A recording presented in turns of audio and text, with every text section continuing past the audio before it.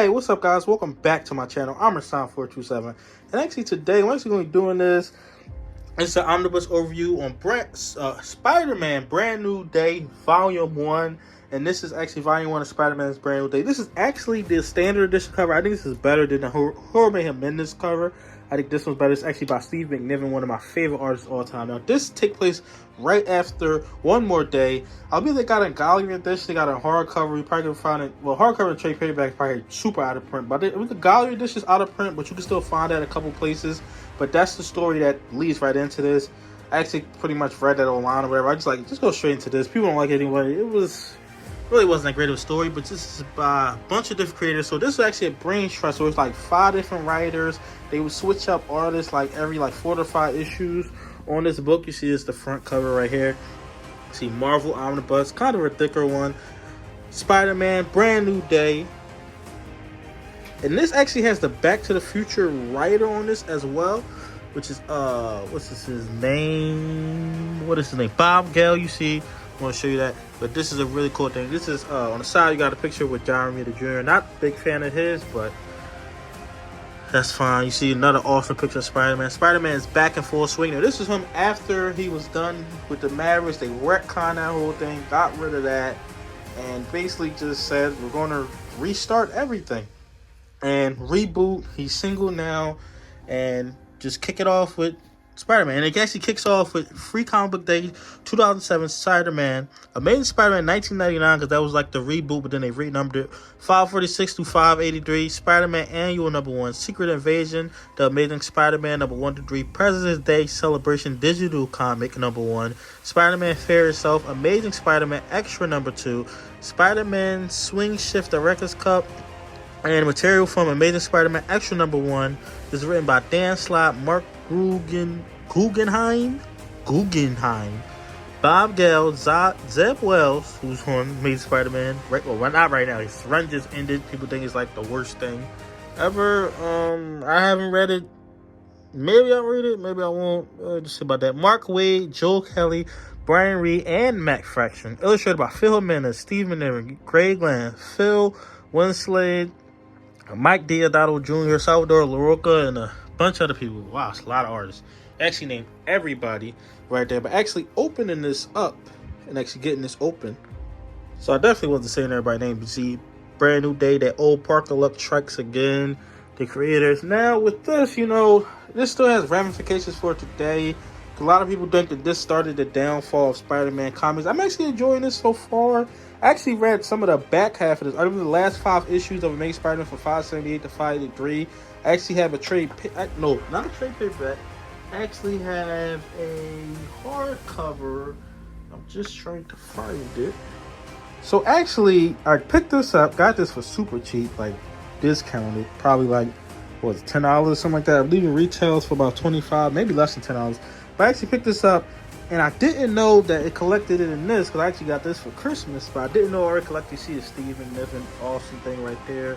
So you get the same spine right there. Do you get a blown up image? I want to say, I'm not even going to guess what artist that is. I'm not really too sure about that. But you see awesome images right here. But yeah, so I read the first part of it, but then I read the back half. So I'll probably skip the back half because I actually just read this. And I'm actually in the middle of reading this and Ultimate Spider-Man. I want to do some more overviews. I got 2 more,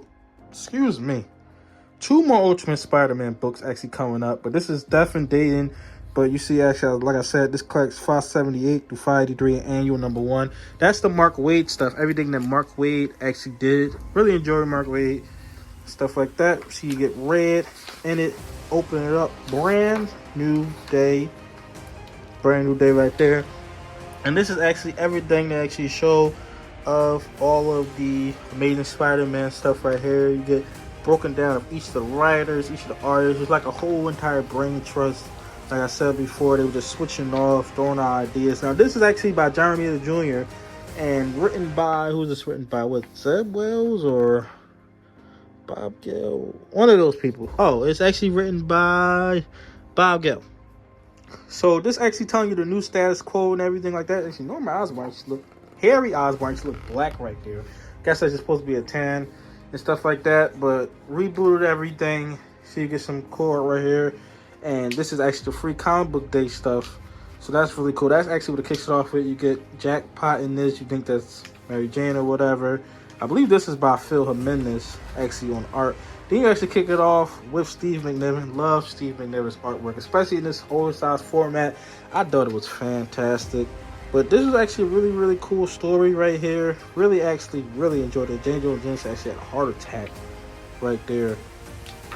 But yeah, really actually enjoyed this. The artwork was fantastic. And you know, they actually restarted with Spider-Man. He's broke again, unemployed.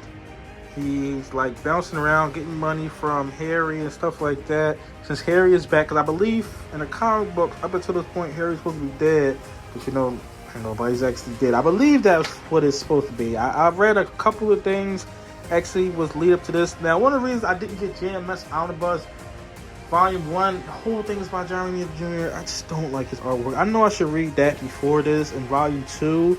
Even though I read parts of Volume 1 and parts of Volume 2. Like I have some trades that collect issues in it. So I got a gist of it. But just reading the whole Omnibus of Jeremy Jr. I know some people out there like him, but just not for me. Even though Mike Deodato Jr., I believe, gets Volume 2, does a lot of the artwork in that. But then it's like, dog, I want a Volume 2 without the Volume 1. And then I actually had, and this is actually where I left off at right here. You see, I'm on one of my bookmarks. Maybe do a video one day on how I do my bookmarks right here. So that's really cool right there. But you see, this actually, oh, shoot. Probably shouldn't have done that. So I don't know where I left off at. And I actually just messed myself up. I'll go back in the video and see where I was at. But that's pretty much where I left off at inside this story. And yeah, I mean, I am really enjoying it. Will I say this is as good as like Ultimate Spider-Man or even the issues that I've read of JMS? No, I wouldn't say it's as good. I heard some like kind of mixed stuff on this, and it may just because like people are mad about what they actually did with One More Day and what the ramifications were with it, just because it's still going on to this day, and what people actually want for Spider-Man and what they think should actually happen, which I actually agree with them. I agree that this is probably a bad idea, but I mean, Joe Quesada actually thought that this was the best idea for Spider-Man. That was his personal opinion, what he thought Spider-Man should be and what should happen with Spider-Man and stuff like that. But you get really, it seems like it's awesome artwork throughout this whole entire book, which I like because sometimes the artwork just be not there all the way. Now, I believe in this book, you do still get some Jeremy Jr. I believe there's like 6 or 7 issues. I don't hate Jeremy Jr. It just not for me. Just not for me at all. I heard this storyline's actually good. The anti-venom and the venom stuff inside this book. I actually heard some really good things about that. But actually looking at the extras in this book, and I guess, well, before that, we actually could talk about the stuff that actually, what is stuff I read? This is the stuff I actually read in that Death and Taxes stuff, so I'll probably just skip over those 5 or 6 issues in that annual that actually had. But getting into the bonus stuff in this book, let's actually look at the bonus stuff. I'm showing. I had to stop the video because I didn't want to show off everything. But you see, you get some really cool variants. This is before they went crazy with the variants. They just went absolutely crazy. Now, I can't imagine the Spider-Man book with as many variants. I mean, sometimes they don't even put all. I got the New 52 Batman. They didn't even put all the variants in it because it's too many. But you see, this is when they first was starting to do it. Like when they first was like, oh, let's do a variant for like each issue, one variant. Do like a 1 in 25, 1 in 50. They were doing stuff like that. But then it just got to the point where it was just like, we're doing a variant for everything. President's Day. That's a digital comic. So you get really cool. Dang, do a bunch of President's Day stuff, a bunch of variants for that.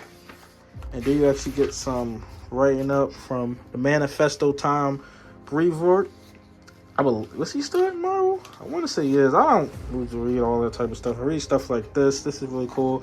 This one, they talk about the new status quo of everything. Peter Parker, Spider-Man, Aunt May, Screwball, Parker Household. And you see, ended it off, Daily Bugle. And as you can see, we ended off with some more variant covers. We ended off with that one as well. But yeah, I'm really, really enjoying this book right here, right now. Spider-Man Brand New Day Omnibus. This is one of my overview. Just want to talk about what it actually collects. What are my thoughts on it so far and stuff like that. But I'm really enjoying it. I probably thoroughly enjoyed it. I mean, Spider-Man stuff. You get cool artwork, cool Spider-Man's 2000 stuff, which is my favorite era, the era I grew up in when I was just picking up comics sporadically before I really like got away into comics and collected this and stuff like that. But tell me your thoughts in the comment section below. Like, comment, subscribe. Thanks for watching.